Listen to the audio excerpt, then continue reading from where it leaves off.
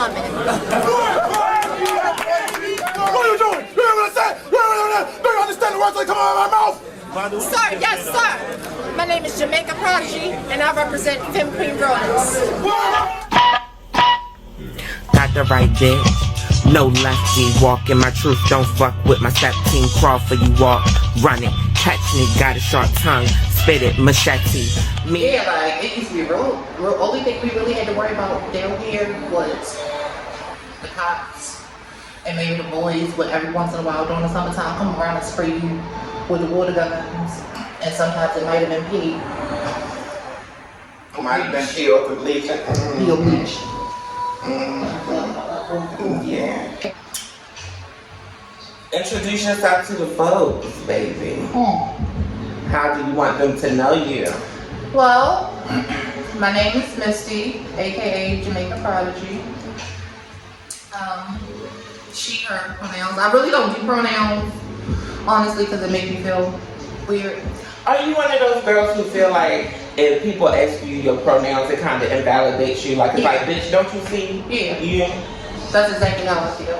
And I respect everyone who chooses to use pronouns. Just, I don't like it for me. Like, don't ask me my pronouns because this is who I am. What you see is who I am. Yeah. I think my views on it might be a little different because, you know, I'm a butch bitch, honey. I could walk out the house giving you stem real quick. And I mean, me too. Like, I have different aesthetics, and sometimes I'm a tomboy, but I'm still a girl. Wholeheartedly. Work. So, where are you from originally? And you don't have to give us any specifics if you don't. I am born and raised here in Baltimore, like Northwest, like Park Heights area. Big more. Shout out to Big more. What is the biggest thing that you remember growing up in Baltimore? Oh, there's a lot of things I remember growing up in Baltimore. Poverty,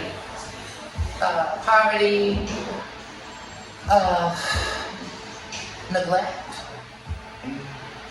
It's funny that you said poverty, that poverty was your first word, because I think that's what the city tends to be known for. Yeah. But was that common during the time that you grew up? And what era did you grow up in? The 80s. The 80s, and I'm a 90s kid. So yeah, it was definitely that. Food stamps, the little booklets and everything, like, it was that. But I mean, I guess because I was younger, like, times were more simpler then, so we really didn't think about the poverty and wearing hand-me-down clothes from your siblings and your cousins and things like that. But looking back on it, it's like, damn, we were really poor. Okay. Was that how it was for everybody around you? For the most part. Yeah, for the most part. You had your aunts and your uncles who made a nice little career, lived out in the county, and had nice homes and stuff like that I, initially went to go live with. And that's a whole nother story. You went to go, you left your parents at some point to go live with your people out in the county? So I never really lived with my parents, so to speak. When I was born, my biological mother was out in the streets in the life, So my grandmother raised me. So I lived with my grandmother. When my grandmother found out that she had cancer, which I, later on I found out why I had to move, I went to stay with my aunt and my uncle. My dad gave custody to my aunt and my uncle because he didn't really want to be a hands-on father, really. He just wanted to do his part from a distance, and that was that, So, gave custody to them, and I was bounced around a lot in my adolescent, young adult years and my childhood. I was bounced around a lot, but never in the foster home system, just family to family to family, or, and then I left home at 13, and that's when I found my gay family. Were you the only kid? Did you have siblings growing up? Black siblings? I have siblings that are older than me, so it was mainly me and my cousins. So you know how black families, your cousins you grew up with, they become your siblings. I get it. That was that whole thing. And you said at 13, at 13 did you run away? Because I know for a lot of us it varies. Some of us run away. I ran away, for example, but a lot of us are kicked out. So which was it for you? I did not run away. I left, and so I was after leaving from my aunt. I went to my mom who raised me, who was my stepmother, my father's wife. They had divorced, but she was still my mom because she played a big part in my life. And when I came into who I was, she wasn't having it. Your stepmother? Yes. Who was the one who had raised you the whole time? Yes. She was not really here for it. So I was like, well, if I can't be who I am, I have to go. And she said to me, I will never forget, she said, this is not a revolving door. If you leave, stay on. And that's what I did until I turned 18. So I'm assuming that you're talking about when you started to discover your womanhood. That's what she didn't accept. Yes. The year was, I want to say, 95. So I tell everybody I came out the same year Lil' Kim came out. I came out the same year Lil' Kim came out. I was like 13.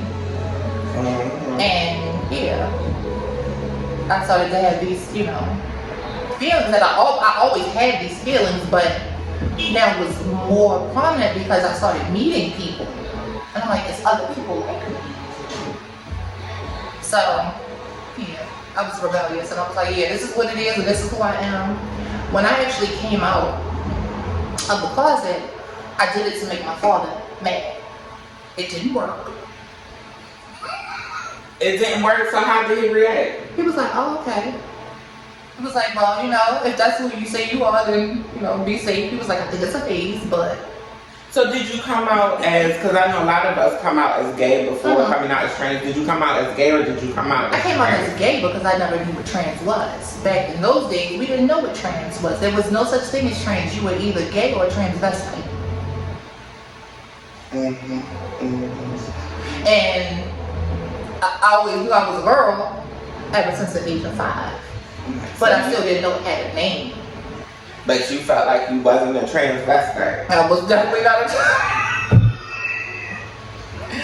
Baby, with me being somebody who grew up in the 90s as well, I can tell you, honey, I completely understand what you're saying. I get where you're coming from.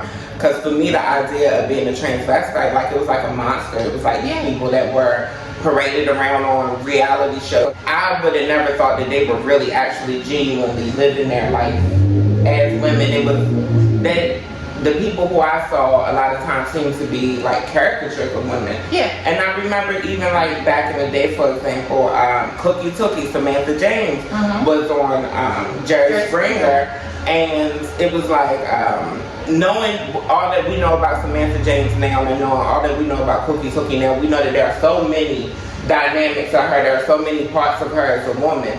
And her clip on Jerry Springer was just this. It was an example of how they didn't show our kind in the greatest light back then. We were always respectful. So I get that. How did you said 13. 13. You came out at 13. Like 12, 13-ish. A lot of people would say that that's pretty young. A lot of people would say that that's pretty young. How did you know? I just knew I was different from everybody else. I just knew that the things that like my family said and the people around you said about gay people and all of that, it was a scary thing, but I knew that's what I was. It was very scary.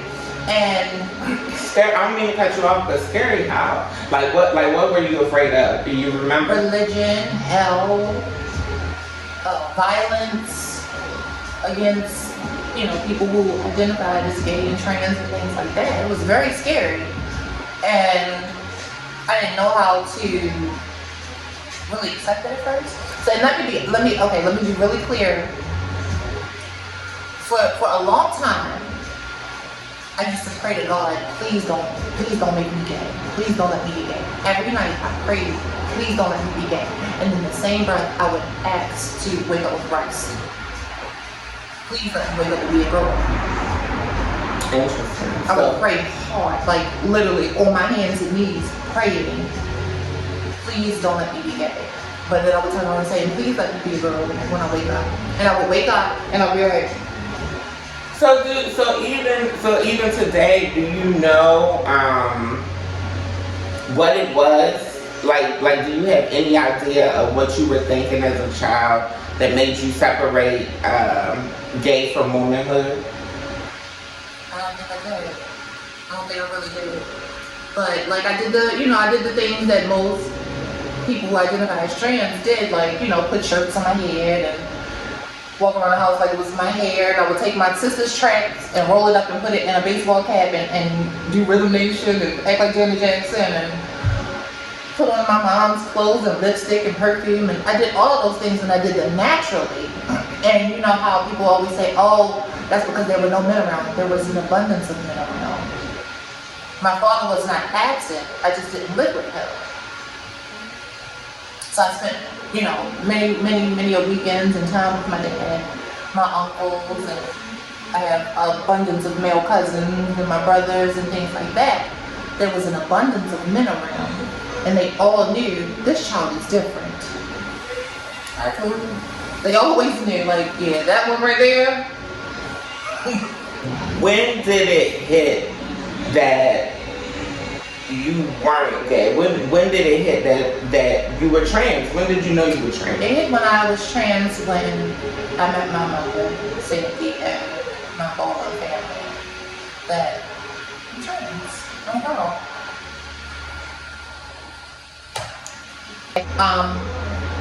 My gay mother, Sandy Dioré, I moved with her when I was very young. When I left home, I went to my uncle's, stayed with my uncle for a little bit, and then I went to stay with Sandy. I already known Sandy from, going sneaking into buns and all of that, and went to her house, one of our visits to her house or whatever, and we were just talking. I was like, yeah, I'm at my uncle's house, and this, that, and the third, and that is just not the place for me, and she was like, come stay here.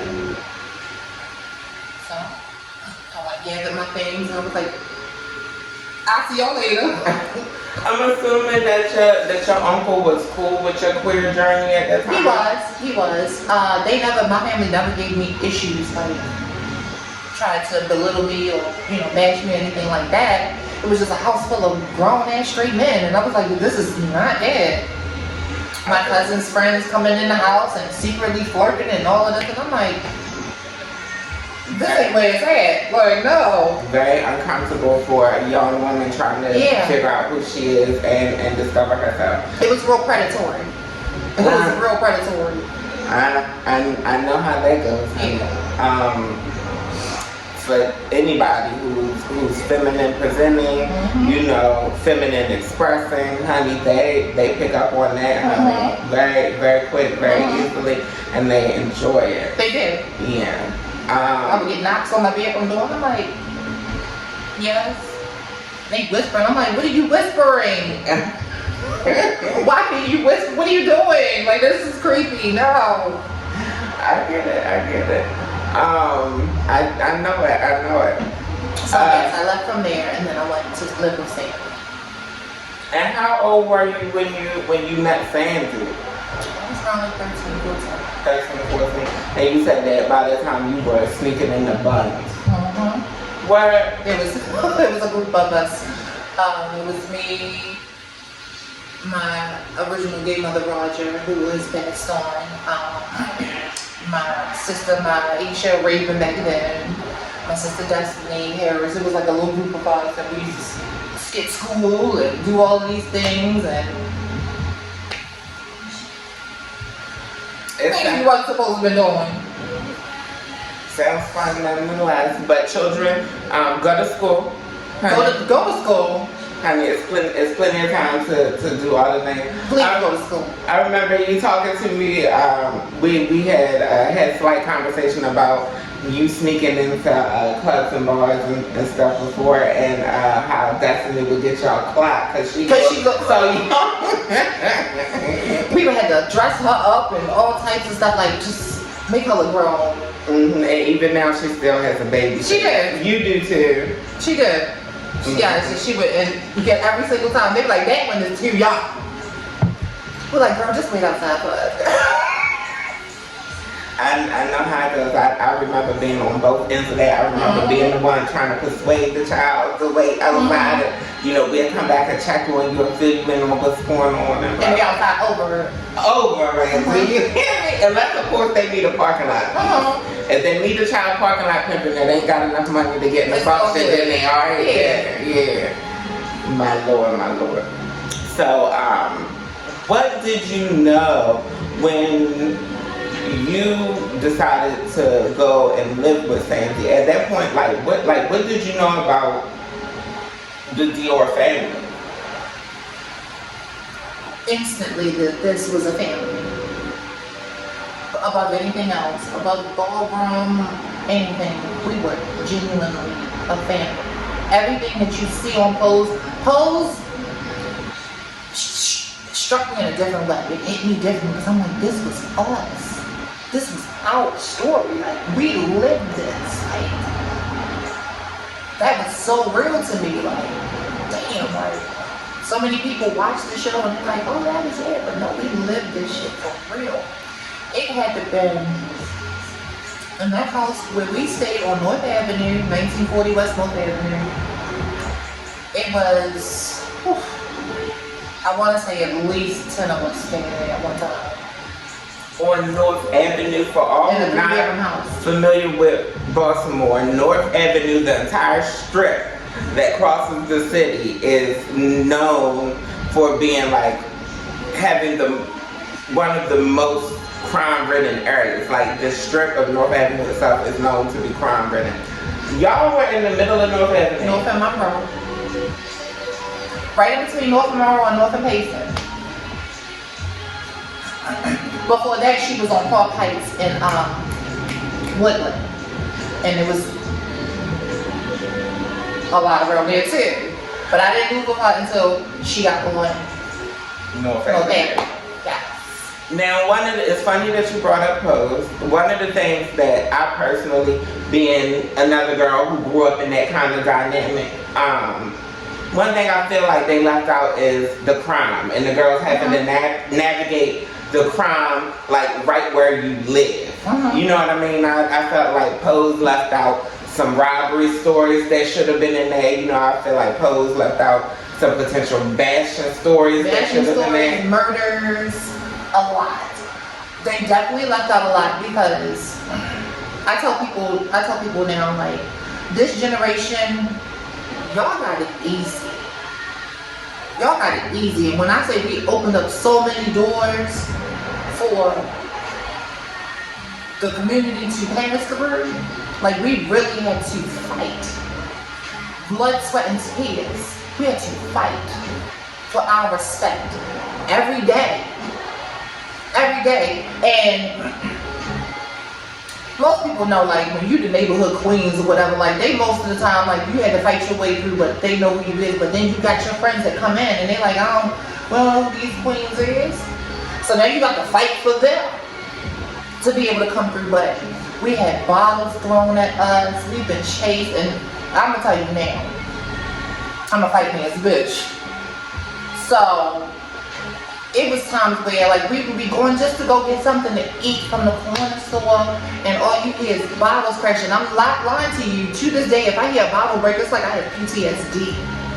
Because they would throw bottles at us and call us, you know, the F word and all types of things.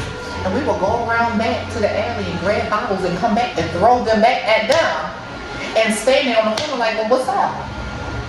When I say you could not back down. You could not back down. It was do or die. And we had to do. So that's how we gained our respect growing up in the hoods. And we bounced around a lot, so it's like, okay, we done secured our spot on North Avenue. Now we at North and Dukeland. Now we out Cherry Hill. Now we got to solidify our spot everywhere we go. So we really had to fight for our respect. So when the younger generation now says things like, oh yeah, I went here and I did that, they didn't know my tea, and it's like, they probably knew, they just letting y'all through. I be thinking the same. That's like, It's they no just shade. get respect when they letting you through. And that's okay. It's no shade, and Baltimore is known, honey. You ain't gotta take my word for it, honey. You can listen to anybody who commentates on the ballroom scene, honey. You can go to any ballroom group. Baltimore, we are known for having some girls that really get through, girls who really pass, girls who are really real as fuck. And baby, Shout no out to all the shade. girls, but they definitely say Baltimore has the realest girls. Yeah, and I think it's because a lot of us are so bangy, and I think it's because we're so comfortable and not being the mold of being a certain type of woman. I think it's because a lot of us don't living in the areas that we've had to live. You had to blend, or it could mean your life. You had to be self, or it could mean your life. So I think more so we didn't lead with our transness. We led with our womanhood because that's what we had to do. Because you wasn't coming outside giving all this extra stuff, making the block hot. I have been able to get confident in my skin without a whole lot of the extra. Do you feel like, and I think that has an effect on the Baltimore girls as well. Yeah. Do you feel like that's the same for you or similar? Absolutely, because the journey was important. The journey was really important. So, and I don't knock the newer generation who's able and has the resources to go get surgery, you know, a month, a year from now or whatever, because we're in different times. But it was the journey of transitioning that really set everything in place. It was the experience, it was learning how to be a woman. It was, I'm ducked off from my community because I'm hanging with the cis straight community, because this is what I need to learn how to be. So for a long time, I disappeared. And I hung with nothing but females and straight men, who to this day still respect. Like, it would be crazy because they were like, oh, I be forgetting. Like, What made you wanna make that transition from being surrounded by gay men constantly to being around to kind of restricting your communication with gay men? What made you wanna? because I felt like nobody can teach me how to be a woman or be a regular human being in society more than the straight community can, because they live this every day. This is what they do. This is natural for them. So if that's what I'm going for, that's what I'm going to be around. Do you feel like gay men, because I feel like you brought up a good point, do you feel like gay men at any point in your life or transition were trying to teach you how to be a woman?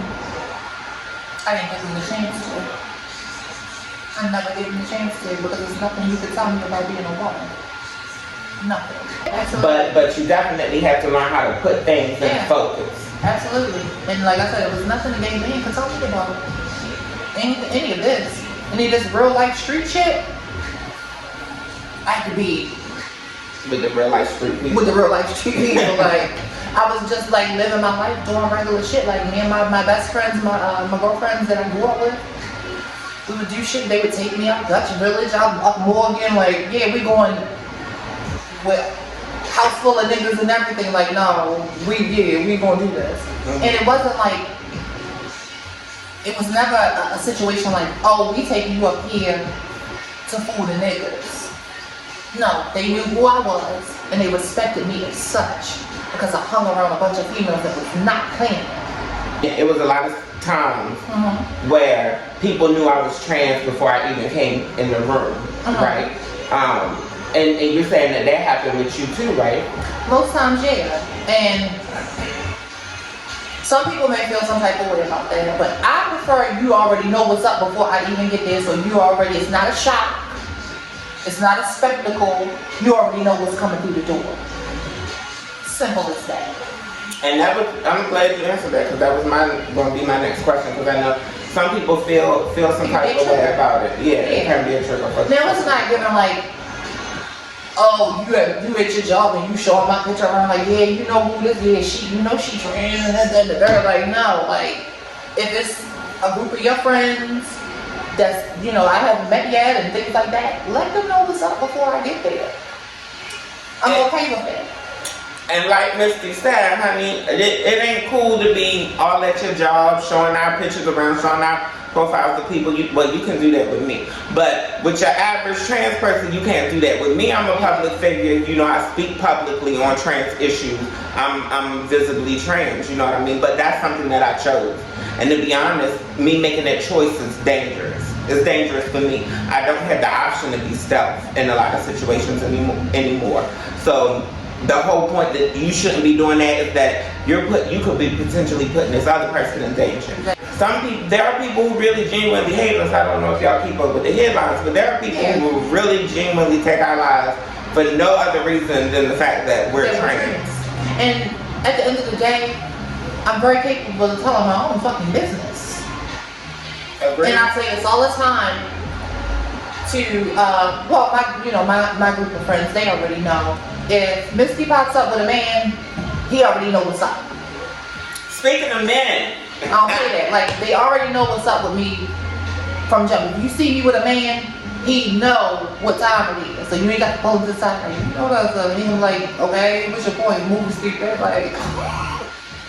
Speaking of men, you brought it up, honey. I'm a love counselor, a love psychologist. Are you currently in love? No. Not a romantic love. Mm-hmm. Are you looking? I am. What would you? And first off, how do you identify as far as sexual orientation? Sure. Since we're talking about love, so you're strictly into men. Yes, Cis men. What else would you want in a partner? What does that guy look like for you?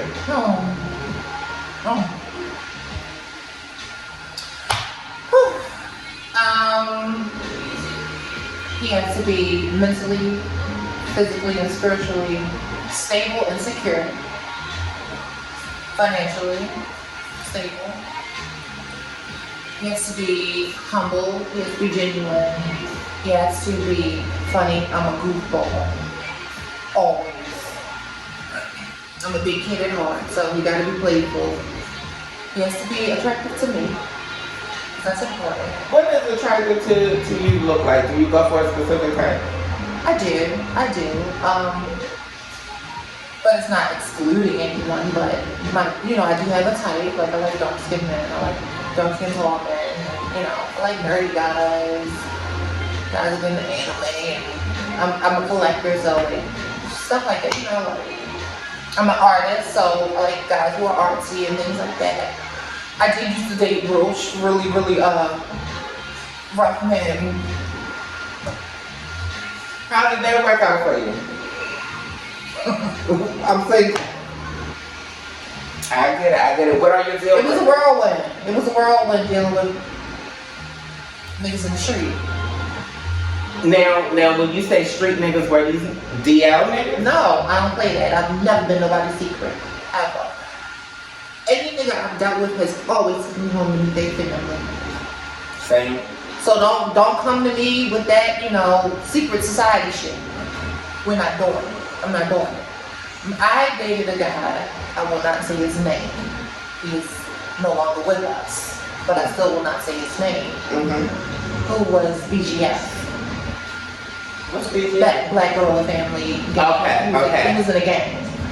And even with that, his family still knew who I was. And even some of his former brothers still knew who I was. And never gave me a problem. And dealing with a man that's in a gang, he can be killed. Both of you can be killed. So it was scary. But he was like, it is what it is, and he told his mother about me a week into us dating. I was like, wait. You said he told his mother a week into y'all dating about you, told her that she was trans and that he was in love with you and all of the things. Ain't it crazy how the street niggas be so in love so quick? I met her through his sister, and she was on my MySpace page one day.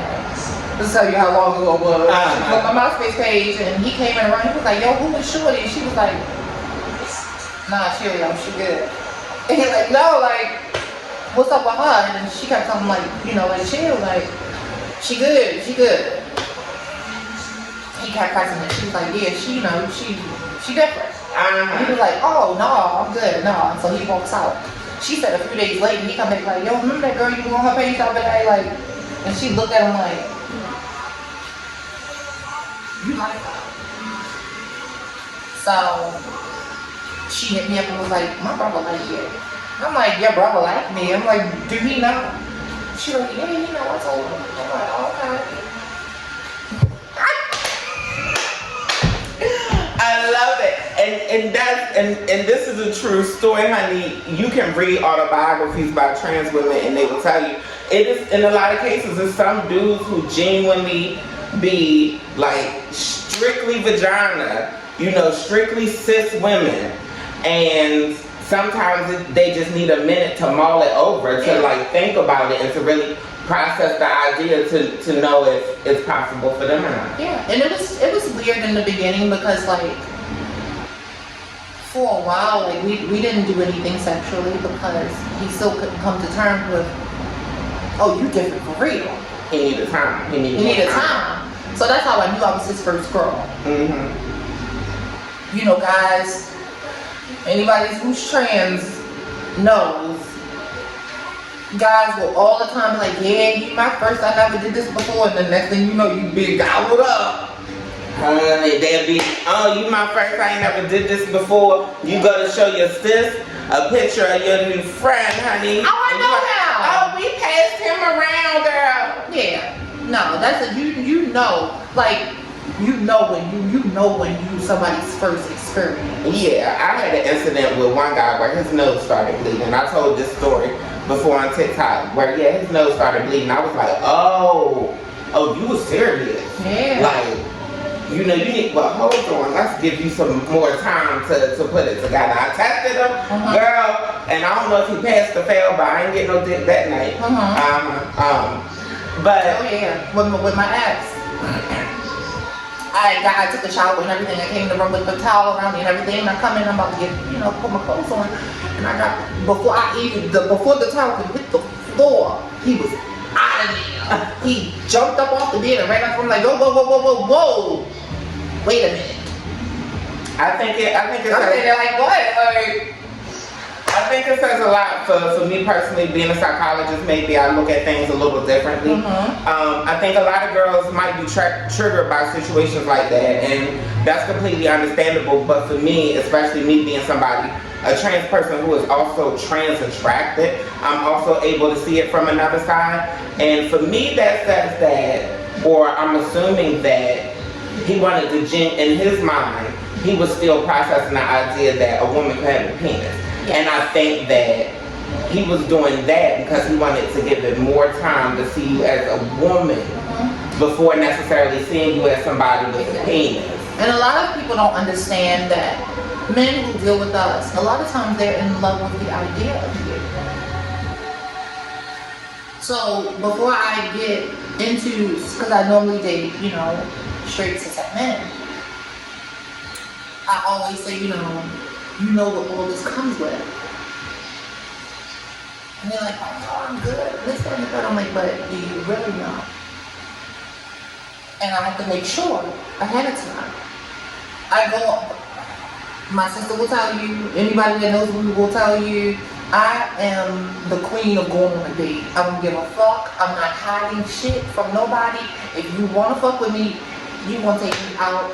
I'm not doing that, oh, I want to come over your crib and chill, and we're going out. We're going out. I second that. As a professional, I second that. Honey, it ain't, we don't even, if you're a trans person who genuinely is looking for love, we don't need to test whether or not you're a tranny chaser. We don't need to test whether or not, you know, you're a womanizer. We don't need to test whether or not you just trying to smash. Baby, we're going to test who you are as a person when we're out in public together. Yeah. That's simple as that. I completely agree. Okay, so we have an idea of what you like. We have an idea of your past experience dating. But we don't know your deal breakers. My deal breakers, people who have undiagnosed mental health issues and refuse to deal with them. Drug abuse. It's a deal breaker. I can't do it. You know, you have your little fun with your little weed and all of that stuff, that's fine, but like, I'm talking about you It's the difference between recreational drug use and you not having the ability to be a recreational drug user. Exactly. Baby, and these drugs include alcohol and marijuana. Exactly. Yes. No, I completely get it. What else? I'm sorry, like, another deal breaker. What is it, girl? Give it to me, honey. So me and my daughters talk all the time about men and their hygiene and walking around with funky butts and stinky feet. I'm gonna light you up. I'm going to look up.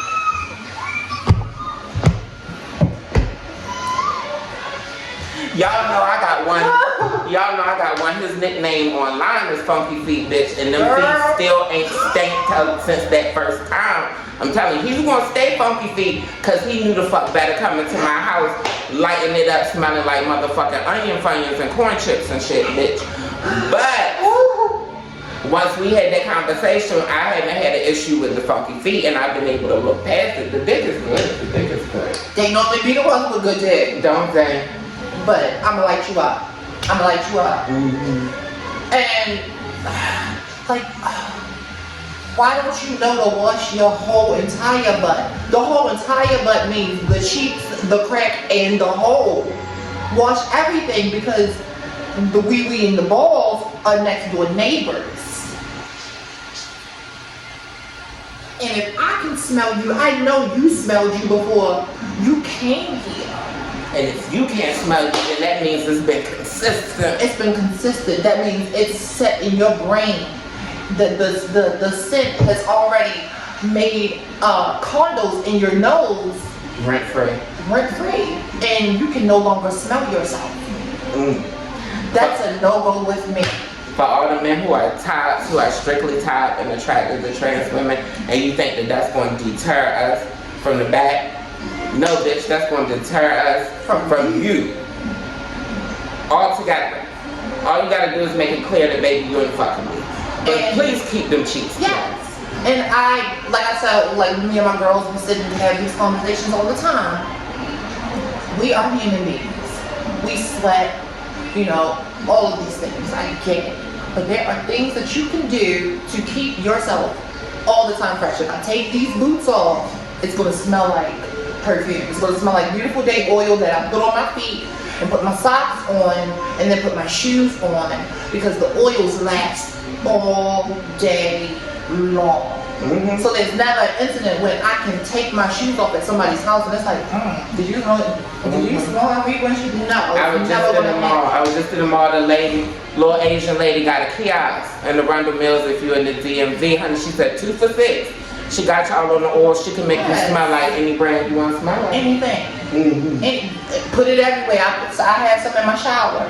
So after I shower, I take my I love the shower oil. Yes, I take the dropper and I put it all over my body, everywhere. While I'm still wet because sometimes it's it's not it's strong. So you gotta add a little water to it and put it all over. But I can't be funky. I like that idea because I'm a smoker, so I like that. You gotta have a nice pizza. You gotta have a nice piece of meat. So. Do we have a size requirement? Because these days, these men get specific. They'll pull out the ruler and be like, should I hit her up or not? 7.5, 8 is like the perfect husband size. Is what I'm calling it. I like that. Anything below that, just That's because. I accept the little dick. I accept. I'm part of the little dick crew. I accept y'all, honey. But honey, Let me love too. if it's really little with me, bitch, you got to be versatile, honey. I got anal ease. You'll learn. So I am not versatile.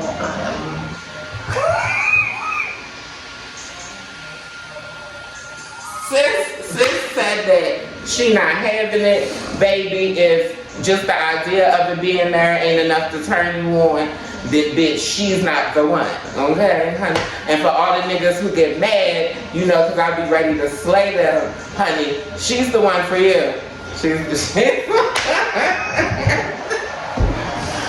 Oh my goodness. So you did slightly bring up but I know you were Dior. I know personally that you're involved in Ballroom scene. Yes. But you slightly talked about it a bit when you talked about Buns. Was Buns really doing the balls back then when you first came out? Absolutely. There was every Tuesday there was a mini ball. Wednesdays was stripper nights. Some Thursdays there would also be balls as well. And Saturdays was like the lesbian night with the lesbian strippers and things like that. Buns was very prominent in a lot of our lives, and it was really pivotal with a lot of Baltimore ballroom scene culture. I agree. How did you feel when they closed Buns, when they shut Buns down? It was bittersweet.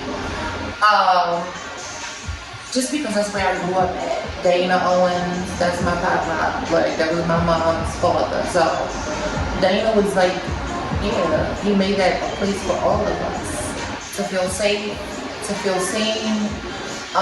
So it was bittersweet. Even though, yeah, a lot of times at Ballroom we were tearing it down and get crazy. But, I mean, that's what it was. We were considered gay gangs. Yeah. Even now, depending on the motherfucking city. Yeah. Honey, they can, or depending on the house. Depending on the house, honey, you might be considered a gay gang. Because I remember back in the day when Dior was like, when I first came out on the scene, Dior was like the house that you should have been scared of in Baltimore. And then the Cons were the house that you should have been scared of in DC. Yeah. But Baltimore was like the Dior's and the Revlons. I was thinking that Revlons, but you know I ain't had no Revlon here, so I didn't want to throw y'all under the bus. But it was definitely given Stacy's house and Stacy Revlon at the time, ex-Revlon, and Sandy's house was like the house, like you didn't fuck with them. If you were one of Sandy's children or one of Stacy's children, you didn't fuck with them. And we stayed fighting each other. At functions and everything. Yeah, I don't know how, like, it's so many ex-Revlons that are like my brothers and sisters now, because we stayed fighting. Like, Stacey is my brother, Rhonda, that's my sister. Like, it's so many, like, baby.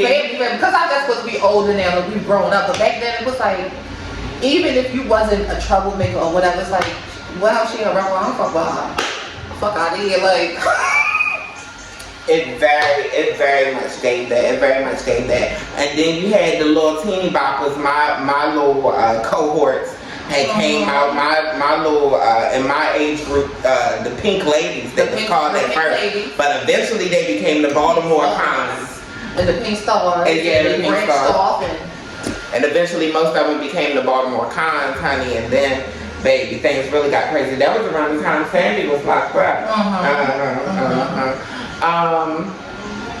So what, because I know that you had walk balls. I've seen you walk, I've seen you do grand marches, I've seen you win grand prize, all of the things. For the people who don't know, what categories have you walked to Baltimore? So I have walked, before my transition, I walked Butch Queen Performance, Butch Queen Face, and Fag Out. I didn't know that. Fag Out was my first category. I thought you came into the scene. I thought you came into the scene as a girl. I didn't know that you ever had a Butch Queen period in the scene. It was short.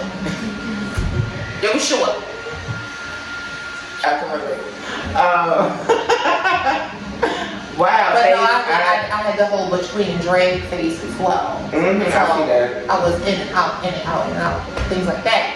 But yeah, that was my first category, then Butch Queen phase, and Butch Queen, you know, both him. Then it was drag's realness, drag performance. Drag, Butch Queen, I was one of the first Butch Queen and drag sex sirens. I was one of the first Butch Queen and drag sex sirens. I was walking against Femme Queens as a Butch Queen and drag for sex siren. Baby, it's no shade. I've seen the clips and they will be added to the video. I also walked Femme Queen Junior Sex Siren. Femme Queen Open to All Runway, or Femme Queen Runway, Femme Queen Performance, and Femme Queen Realness is So you what I'm walked mostly known for. every category in ballroom essentially. Just about. And I've even walked best dressed before at a ball or two. Like, if I felt it that night, I was going to walk it. Where do you feel like you excelled? Like yeah, where do you feel like you excelled in ballroom as far as categories? Femme Queen Realness. I personally, I was thinking that, you know, I feel like your most legendary clips are you sitting the girls for realness.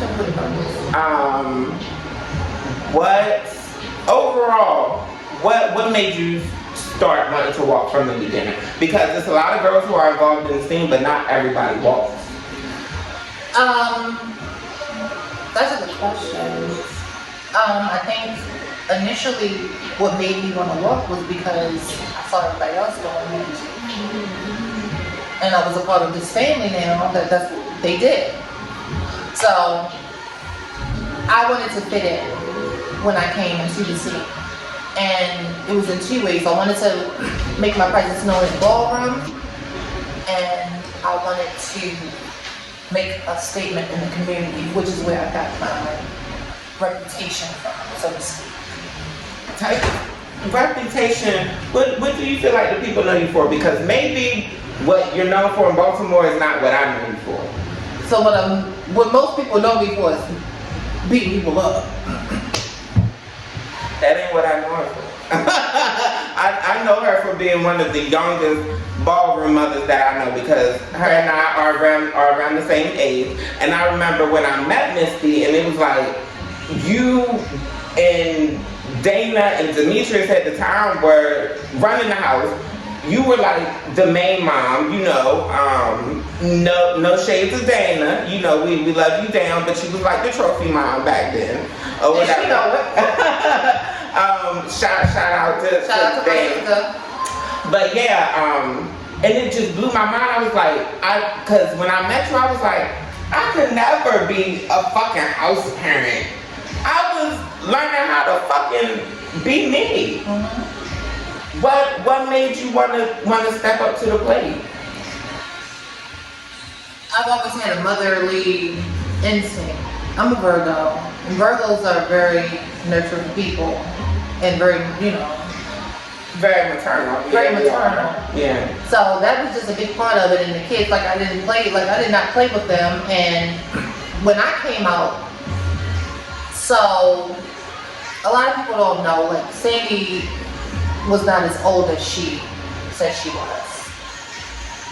And me coming out at an early age, I didn't know that. I thought she was a lot older. So I felt like she was supposed to be more of a mother than she was. I mean, her used to butt heads a lot. Now, looking, you know, in hindsight, I'm like, I get it. We weren't that much different in age. Mm-hmm. So she really couldn't be the mother that she needed to be. Yeah, I gagged when, because if this Misty is huge, I gave Misty a shout out in the Sandy Dior ballroom history video, but Misty was instrumental in helping me put together. Honeycomb picked all the pieces up that you didn't know, or things that you wanted to validate. But yeah, and I remember when you told me Sandy's real age, and I looked up her obituary and all that, I was gagging like, damn, she wasn't that much older than me. And by the time I came out, like, this woman was already a fucking legend. like coast to coast, like not just the legend in our city or whatever. But I remember, you know, being a queer, being in Ballroom, you know, the queer community, the queer black and brown community is pretty small. And I remember traveling, going to different states, going to different events, and I would tell people I was from Baltimore. Well, do you know San Diego? You know, real fucking legend. I don't know if you know, but Lizzo loves that motherfucking Sandy Dior video that you helped me do. And she gave me a shout out. I know that you're not on TikTok, but after we finish recording, I will let you see the shout out that she did. Actually, when Sandy did. Yeah, apparently she loves us and she loves your mama too, and loves the whole story that you helped me put together, baby.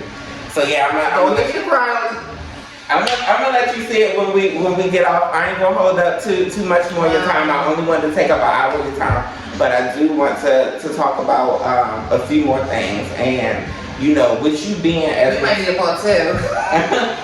Baby, anytime. I'm telling you, I'm here for it. You know that's what my platform is all about anyway, representing us. You know, showing that we're fucking human. We are. But I know your mama. You known for being a mama. You known for being a stern, heavy-handed young mama that started at an even younger age. What advice would you give if you could speak to all of the girlies right now? What advice would you give to the young girlies who are out here, out in the streets? For my advice for the young girls who are out here in the streets, I would say to you all, don't give up. That's number one. Do not give up. Keep fighting, keep pushing, because it will come a day where it will become easy. Please stay away from the drugs, the hard drugs, because it's taking our community out of here. And y'all are our next generation. So please, if you have to go into rehab, if you have to do anything, get help, get a sponsor, whatever, get help. I got help with the prescription drug addiction that I was dealing with years ago. And you can do it. If I can do it, you can do it. I am 9 years clean of prescription drugs.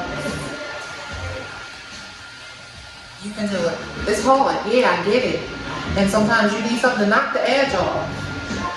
But this ain't it. It's too much different shit now that's taking us out of here. And they trying to get rid of us as it is. And another thing is, when it comes to the whole, gay parent thing, this, that, and the third, stop letting these people choose you as a child. All my kids chose me. I am the Blanca of this shit. They chose me. I didn't choose my kids. They chose me because they saw something in me to lead them.